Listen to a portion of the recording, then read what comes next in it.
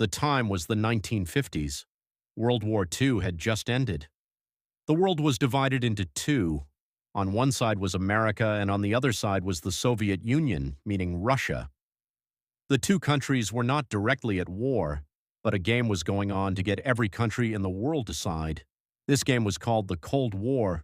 Iran was the most valuable piece, because Iran borders the Soviet Union directly to the north. There is only a mountain in between, and there are billions of barrels of oil under Iran's soil. If the Soviets get Iran, then control of the entire Middle East's oil will go to Russia. America will never accept that. So America, they were looking for someone to trust in Iran. They found Shah Mohammad Reza Pahlavi, the king of Iran. The Shah wanted America because the Shah had his own fears. In Iran at that time, the Tudeh party, meaning the pro-Soviet party, was getting stronger day by day. Their influence among the people was growing. The Shah understood that one day they might remove him from power. So staying in America's shadow was the only way for Shah to survive. This relationship seemed to be one of friendship. But in reality it was one of self-interest. America needed Iran's soil and oil. Iran needed America's weapons and security. The two countries were using each other. And in the middle of this story of use came a man who wanted to change this whole equation. The man who history could not forget. Oil.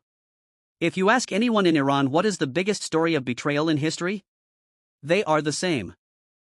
Name it. Mohammad Mossadegh. This name is not just a name to Iranians. It is the name of a wound. The name of a raw wound. Mossadegh was the elected Prime Minister of Iran. He came to power in 1951. A thin old man wearing glasses. But there was fire in his voice. He said one thing. He used to say, Iran's oil belongs to the Iranian people. Easy to hear. But at that time, saying this meant standing against the most powerful countries in the world.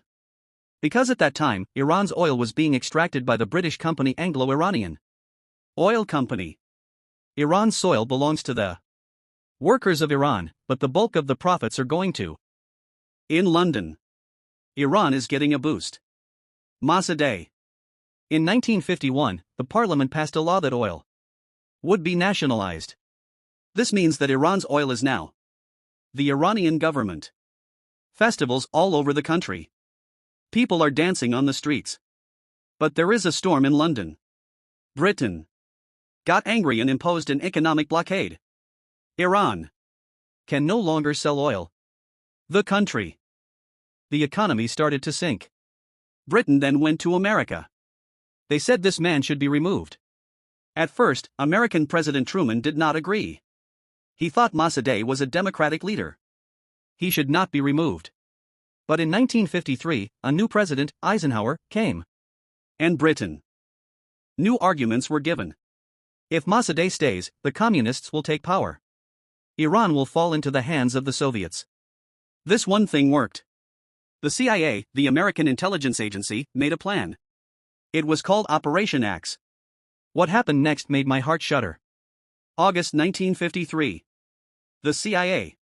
Agent Kermit Roosevelt, grandson of former American President Theodore Roosevelt, secretly entered Tehran. He began work. First, bribes. Money was given to Iranian military officials. Then, false propaganda. Fake news in the newspapers. Mossadegh was actually a communist. Mossadegh. Enemies of Islam. Then hired people on the streets. Riots, fires, chaos. Mossadegh was made into a devil in the eyes of the people. The first attempt failed. Mossadegh survived. But the second time. August 19, 1953. The army surrounded Mossadegh's house. He was arrested. The trial was over. 3 years in prison. Then the rest of his life under house arrest. Alone in that house until he died in 1967. After that, a question comes to mind, doesn't it? What did America get by removing Mossadegh? The snake is back, this time with more power. And Iran's underground oil is again under the control of foreign companies. This The scar that an incident left on the minds of the Iranian people is still there in 2025. 70 years later. Because Iranians couldn't forget it. When they democratically elected a leader, America removed him. Just for oil. The golden age of Shah outside, shiny inside. After the fall of the rotten Mossadegh, Iran did not turn its back on America, but rather became more